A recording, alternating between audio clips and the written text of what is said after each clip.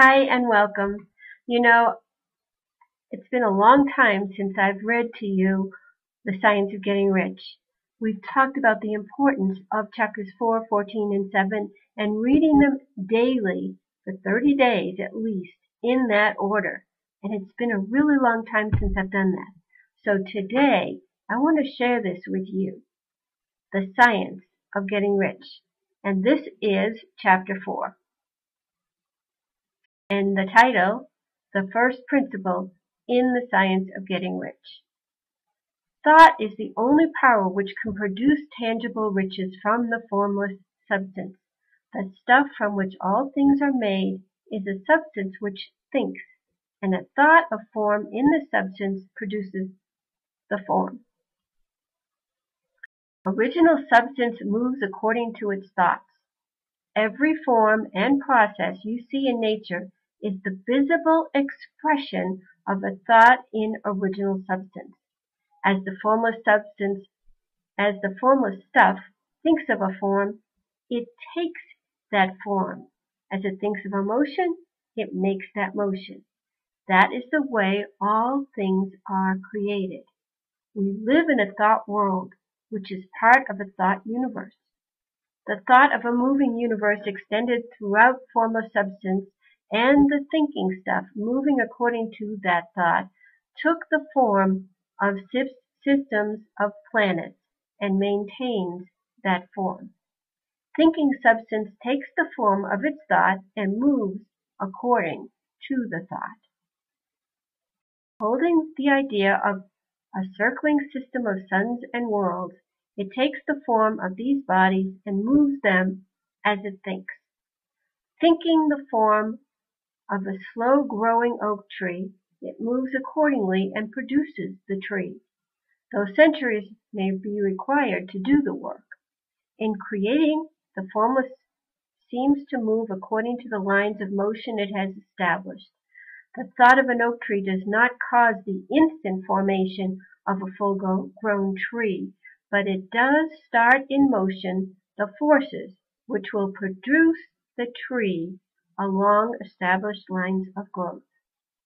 Every thought of form held in thinking substance causes the creation of the form, but always, or at least generally, along the lines of growth and action already established. The thought of a house of a certain construction, if it were impressed upon the formless substance, might not cause the formation of the house, but it would cause the turning of creative energies already working in trade and commerce into such channels as to result in the speedy building of the house. And if there were no existing channels through which the creative energy could work, then the house would be formed directly from primal substance without waiting for the slow process of the organic and inorganic world. No thought of form can be impressed upon original substance without causing the creation of the form. Man is a thinking center and can originate thought. All the forms that man fashions with his hands must first exist in his thought. He cannot shape a thing until he has first thought that thing. And so far man has confined his efforts wholly to the work of his hands, and applied manual labor to the world of forms, seeking to change or modify those already existing. He has never thought of trying to cause the creation of new forms by impressing his thought upon the formless substance. When man has a thought form, he takes material from the forms of nature and makes an image of the form which is in his mind. He has so far made little or no effort to cooperate with the formless intelligence to work with the Father. He has not dreamed that he can do what he seeth the Father doing. Man shapes and modifies existing forms by manual labor. He has given no attention to the question whether he may not produce things from formless substance by communicating his thought to it. We propose to prove that he may do so. to prove that any man or woman may do so, and to show how. As our first step, we must lay down 3 fundamental propositions. First, we assert that there is one original formless stuff or substance from which all things are made. All the seemingly many elements are but different presentations of one element. All the many forms found in organic and inorganic nature are but different shapes made from the same stuff. And this stuff is thinking stuff. A thought held in it produces the form of the thought. Thought in thinking substance produces shapes. Man is a thinking center capable of original thought. If man can communicate his thought to original thinking substance, he can cause the creation or formation of the thing he thinks about. To summarize, there is a thinking stuff from which all things are made, and which in its original state permeates, penetrates, and fills the inner spaces of the universe. A thought in this substance produces the thing that is imaged by that thought.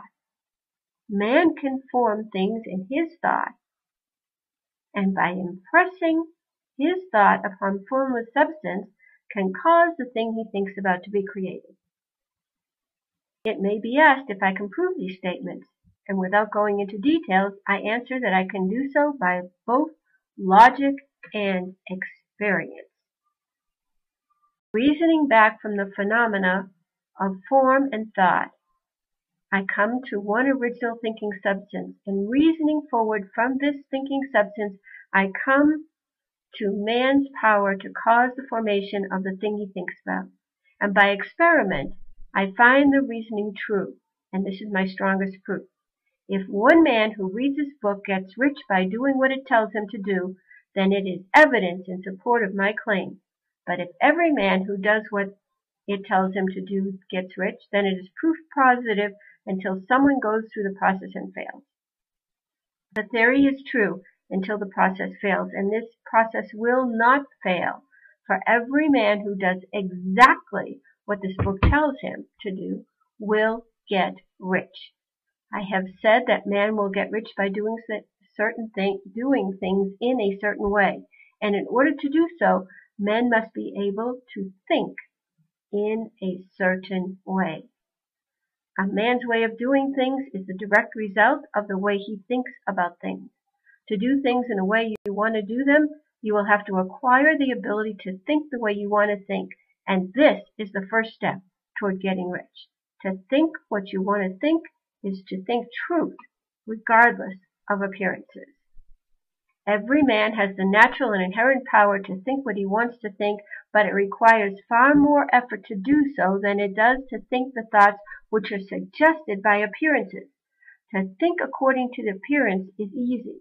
To think truth regardless of appearance is laborious and requires the expenditure of more power than any work man is called upon to perform. There is no labor from which most people shrink as they do from that of sustained and consecutive thought. It is the hardest work in the world, and this is especially true when the truth is contrary to appearances. Every appearance in the visible world tends to produce a corresponding form in the mind which observes it, and this can only be prevented by holding the thought of truth. To look upon the appearance of disease will produce the form of disease in your mind and ultimately in your body, unless you hold the thought of truth, which is that there is no disease. It is only an appearance, and the reality is health. To look upon the appearances of poverty will produce corresponding forms in your own mind unless you hold the truth that there is no poverty, there is only abundance. To think health when surrounded by appearances of disease, or to think riches in the midst of appearances of poverty requires power. But he who acquires this power becomes a mastermind. He can conquer fate, and he can have what he wants. The power can only be acquired by getting hold of the basic fact which is behind all appearances, and that fact is that there is one thinking substance from which all things are made. Then we must grasp the truth that every thought held in this substance becomes a form, and man can so impress his thoughts upon it to cause them to take form and become visible things. When we realize this, we lose all doubt and fear, for we know we can create what we want to create. We can have what we want to have, and we can become what we want to be. As a first step toward getting rich, you must believe these three fundamental statements given previously in this chapter, and in order to do this, I emphasize them, I repeat them here. There is a thinking stuff from which all things are made, and which in its original state permeates, penetrates, and fills the inner spaces of the universe. A thought held in this substance produces the thing that is imaged by the thought. I can form things in my thought, and by impressing my thought upon the form of substance can cause the thing I think about to be created. You must set aside all other concepts of the universe than this monistic one, and you must dwell upon it until it is fixed in your mind and has become your habitual thought. Read these creed statements over and over again. Fix every word in your memory and meditate upon them until you firmly believe what they say. Do not listen to arguments against this idea. Do not go to churches or lectures where there is contrary concepts of things. Do not read magazines or books which teach a different idea. If you get mixed up in your faith, all your efforts will be in vain. Do not ask why these are true, nor speculate as to how they can possibly be true. Simply take them on trust. The science of getting rich begins with the absolute acceptance of this faith.